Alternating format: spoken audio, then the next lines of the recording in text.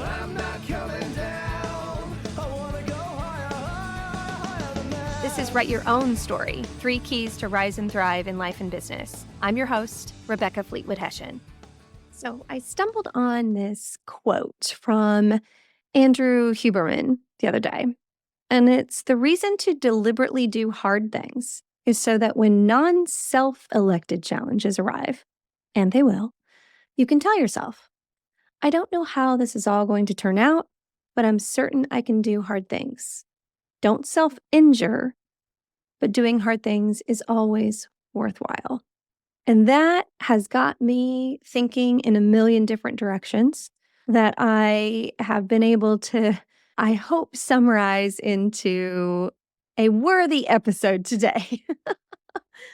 And I can't help but giggle about this topic because yesterday, under the umbrella of doing hard things, one of my, maybe it's a toxic trait, maybe it's a really good thing. I haven't decided yet. But when I feel really overwhelmed and activated in areas of my life, one of my self-care strategies is redecorating rooms in my house or cleaning out closets. And so I've had 2 weeks of travel and lots of disruption to my routine and my brain on fire with business ideas, things for the book that I'm starting to frame out. And I'm taking my keynote business to a whole new level next year. And so I joined a community for keynote speakers to get on big stages, a community called Impact 11, where people like Mel Robbins have been a part of this community, So I'm ready to level up. And that's a beautiful, hard thing. And so when my brain gets completely overstimulated and activated, my nervous system, even in a good way, one of the calming things that I do is to redecorate something. And it's this sort of instant gratification of just rearranging furniture and saying, oh, I love the way that looks. It's beautiful. And then that feels calming. And then I can go do the rest of the work. And so one of the hard things that I did yesterday was, y'all, I do not recommend this. And I think it's super important to say in Andrew Huberman's quote that I just read to you, one of the things that he's very clear about is don't self-injure. Okay. So here's what I did yesterday. I looked at my master bedroom and I said, I'm tired of this. It's been this way since I moved in here 7 years ago. This has got to change. And this has been on my mind for a minute. Well, I bought 2 antique dressers from my grandparents' estate this year, and they've been in my garage. And y'all know I'm single, right? Adult kids who are working retail. Cameron's in Nashville. Auburn's always working. And so it was just me here in the house, ready to redo my master bedroom, thinking, yeah, I want to put those 2 antique dressers in my bedroom, which meant carrying out the heavy-ass antique dresser that I bought at an estate sale 10 years ago and redid that was already in there. Y'all, go to my TikTok. Go to Rebecca Fleetwood Hession on TikTok if you want to see a little bit about how that went. I really should have a video crew with me all the time, seriously. And so I carried an antique dresser out, and then I carried 2 antique dressers up the stairs into my new redone master bedroom. And it's coming along. We're almost there. I've got some new bedding I'm getting for Christmas and some things that it's going to be great. I tell you that because don't self-injure. My back today is like, girl, what were you thinking? Well, what I was thinking was I wanted it done yesterday and there was nobody here to help me. So we can do hard things, but it comes with some cautionary tales. So I want to talk about more than my bedroom redo. I'll send you pictures of that online at some point. I want to talk about this idea of deliberately doing hard things as a means to tap into motivation. Now, if you don't know Andrew Huberman, he's a neuroscientist, he's a professor at Stanford University, and his specialty area is in visualization and brain development. And so he reminds us in his work that we can't really control the mind with the mind because everything starts with sensing things around us and perceiving what that is, and then feeling, and then thinking and acting. And so when we try to take that positive thinking approach to mindset, it doesn't always work for everybody. And even for overly optimistic people like me, it's not always the best approach. And so what Huberman says is instead start with action. So if you're going for the positive route, you can start with take a positive action, something that's tangible and concrete. Maybe it's writing down things that you're grateful for would be a positive approach that's tangible and concrete that you could do something, right? And then that positive action would generate the feelings that you want that interrupt negative patterns because it always starts with feelings. But what he says in doing hard things intentionally is sometimes we need a reset to our motivation, in that by doing something challenging or uncomfortable, maybe not necessarily enjoyable, but if we engage in activities that suck, again, but are safe, carrying antique dressers, not for everybody. But in that process of doing something challenging that sucks, we disrupt the patterns. And so instead of waiting for motivation, we take action.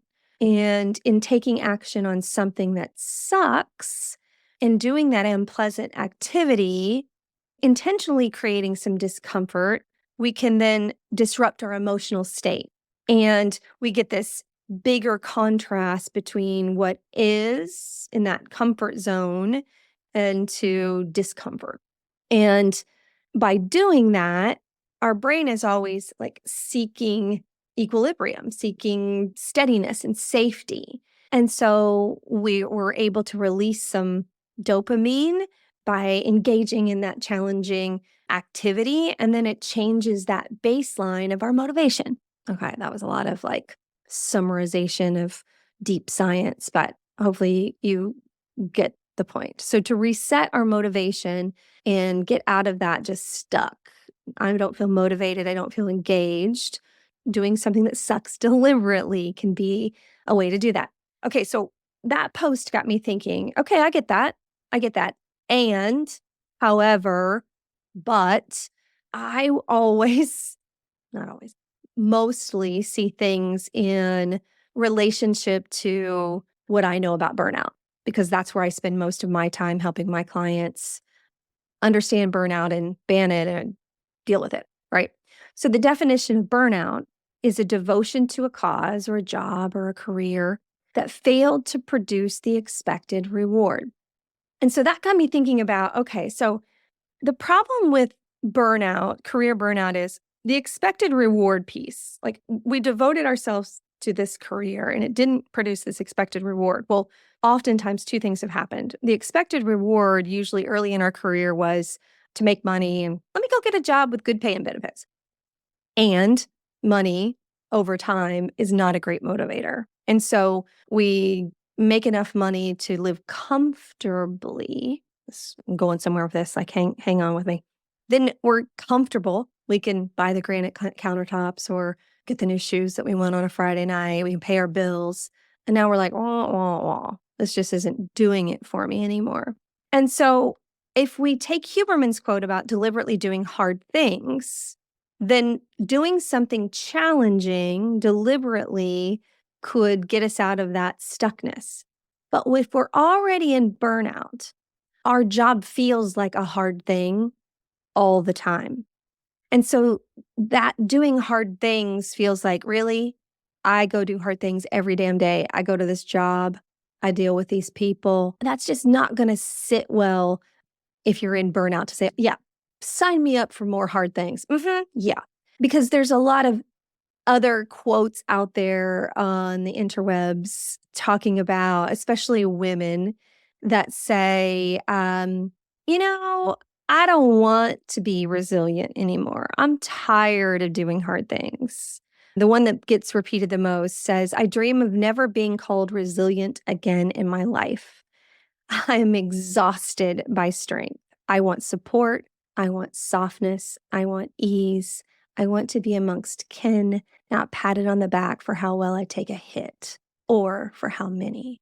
And so that quote starts swimming around in my mind. Can you imagine, like, if there was a thought bubble over my brain? Like, literally, I'll be walking around Target and you think I'm just looking at candles. This is what's in my head constantly. I wish I knew exactly who to attribute that quote to because it got shared a ton of times, but not attributed to anybody in particular.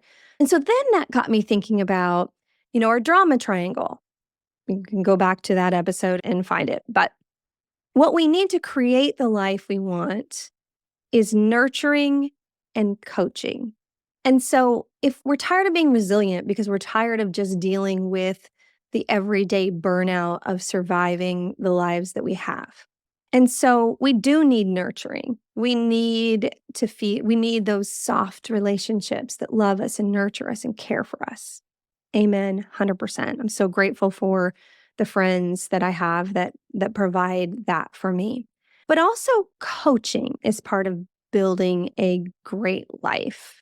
And so I started thinking about if we want to deliberately do hard things to get us unstuck and get us into this new level of motivation, and we want to create a life that's meaningful to us, then our devotion need not be to the specific job that we have right now or the career that we have right now in this way that we're creating our own life. What if you applied this idea of doing hard things intentionally to something that you want, something that's important to you, not just the career that you have, not just the job that you have, but the life that you want?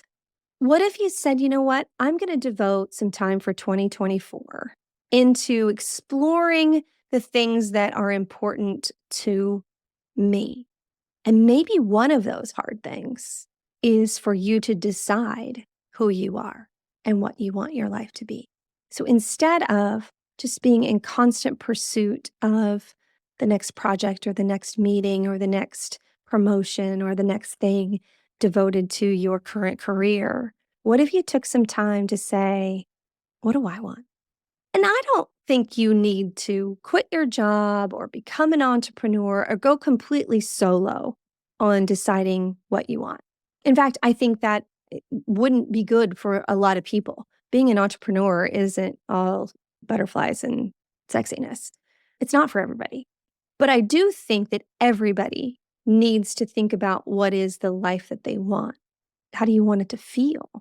So the first hard thing might be just to sit down and do that work. Decide what life you want. In fact, on January 8th, for the ladies, the Badass Women's Council is hosting, which is me. I'm hosting for the Badass Women in my world, a planning session, free 2 hours, 6 p.m. to 8 p.m. Eastern Standard Time. Go to RebeccaFleetwoodHessian.com and sign up. I'll send you a Zoom link, and I'm going to teach you about helping to plan next year authentically. And what is the life that you want? So maybe that's the first hard thing. But I think there's many of you that you already have things that you're curious about, interested in, that you are just putting to the side and haven't really taken action on it. You're just wondering about it. Maybe it's time to bring that thing into 2024 and take some action in at least learning about it. Take some of the attention off the job that you have that might just be spinning and maybe on a path to burnout, and write down some things that have been interesting to you. Because Daniel Pink, in his book Drive, which is all about motivation, he says that the keys to motivation are autonomy, mastery, and purpose. And so to me, autonomy and authenticity, of course, are linked. And so maybe it's time for you to take some action on something that you can get good at or start to understand more about that's aligned to your authentic purpose, something that you want to do. And again, it doesn't have to be like, I'm going to quit my job and go start a new thing. In fact, my neighbor, Rachel Day, who is young, she has a career. She has a great career with a great company that she loves and she's great at. But she's doing this side hustle business with a partner that's a red light sauna therapy studio. And she put this thing together. Now, she'd been thinking about it a while, but she put this thing together fast, like in months once she got going on it. Was it hard? Yeah. Did she have to study and understand about this business and about this equipment and redo the space? And was that hard? Yes. While she was working another job. And y'all, this place is gorgeous. In fact, she's coming on the podcast next year, 2024. And she's going to tell you all about red light therapy and sauna and the benefits, but she's also going to talk about the process of taking action on this dream. I saw a post from an acquaintance yesterday where this woman had originally chosen pre-med in her career education choice when she was 18. And now she's got adult kids and she's done a lot with her medical training. But she said, you know what? I do want that fine art degree. And she's going back to school, to art school. Is that going to be hard? Yeah. Is she doing it while she's doing her other work? Yeah. And if you've been around here for any amount of time, you know I often say, you don't need another degree. You don't need another certification to thrive. You already have everything you need within you. And I believe that. But I want to take it to another level of clarity on what I mean by that. Too often, and I'm talking very often, someone will go get another degree or a certification to deal with burnout, but they're doing it to prove themselves, which is the very first root cause of burnout. I'm going to prove myself with this degree so that people will see me and then want to promote me or pay me more. It's a terrible strategy because you're spending more money in hopes that somebody acknowledges you so that you can make more money. Don't do that. But I think it's beautiful when you've decided what you want, like this acquaintance had, and then go get a certification or a degree. That's aligned to your authenticity. That's aligned to your purpose and your autonomy. Go learn something hard that's aligned to who you are.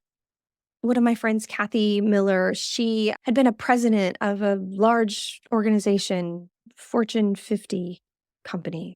And she came to me for coaching when she left that job. And she said, I think I want to go back and get a degree. And my first reaction was, oh, Lord, you've been the president of this huge organization. What the heck do you need another degree for?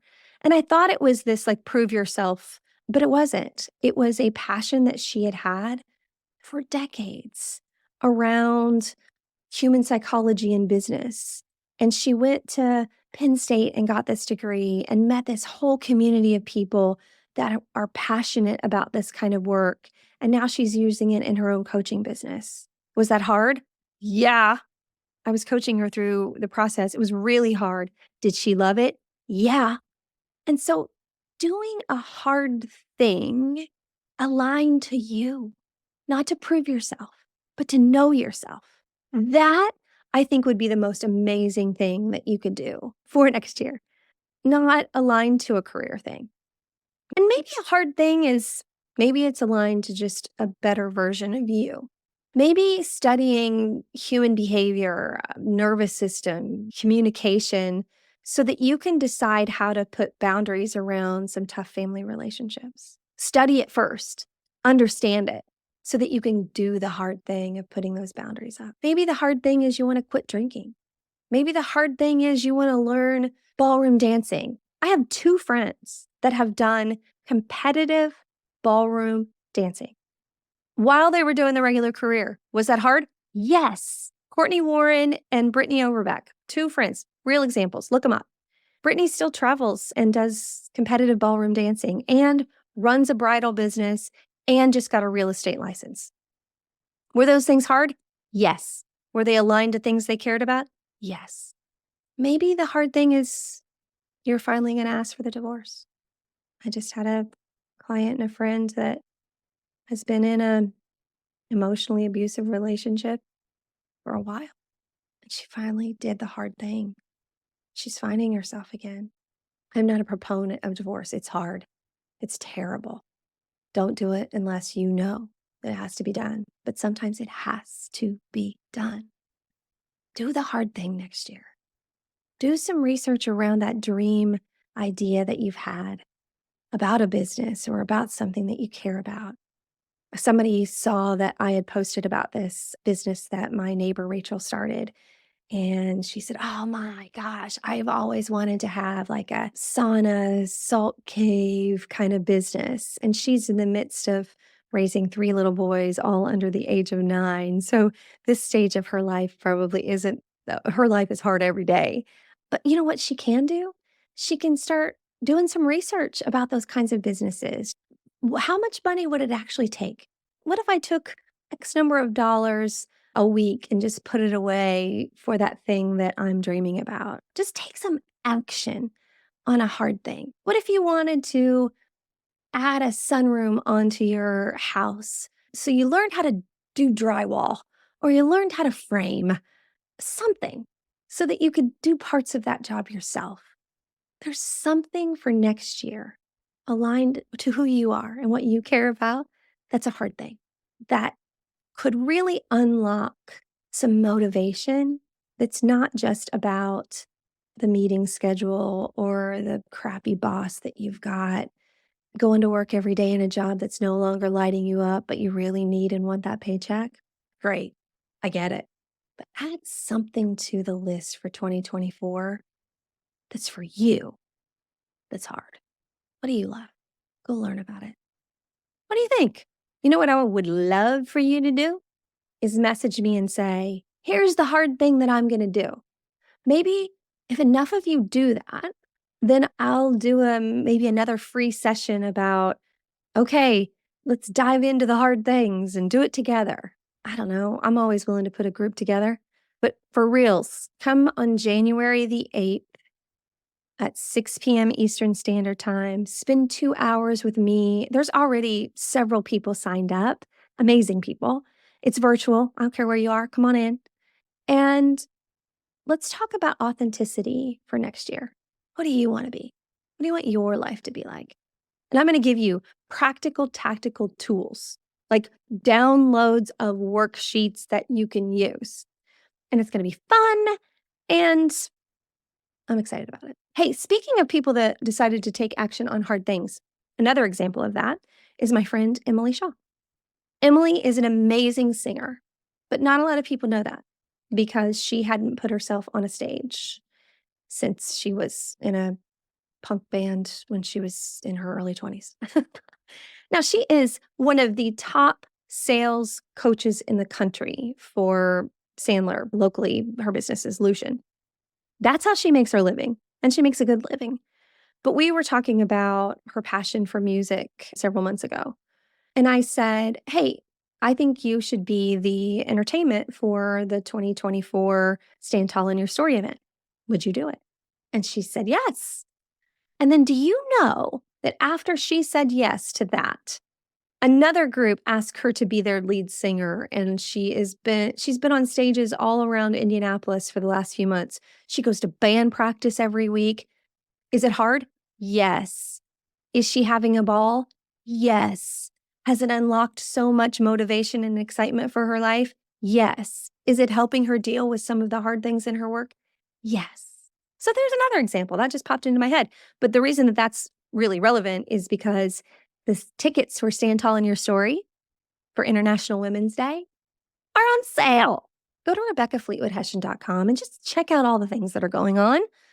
There are tickets that are buy a table, buy a single ticket and come live, or virtual. You can attend virtual. It is the 7 women from Rise and Thrive that will be giving a 7-minute TED-like talk about their life and their authentic experiences. And we celebrate International Women's Day by taking their stories to the stage. It's going to be good. We have a new location this year. It's lighter, it's brighter, it's bigger.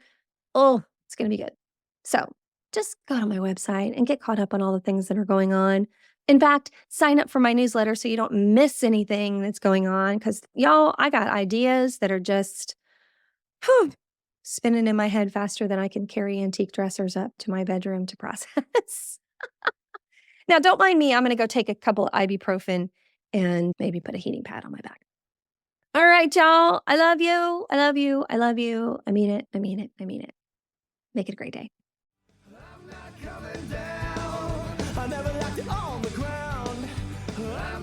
Thanks for listening to this episode. I would love it if you would go to Apple Podcasts and leave a rating and a review. And then you can go to RebeccaFleetwoodHession.com and join the Badass Women's Council. And if you really want to take a deeper dive, join the movement of 1,000 Thriving Women. There's amazing Thrive tools there for you today. Love you, mean it. And I'm not coming down.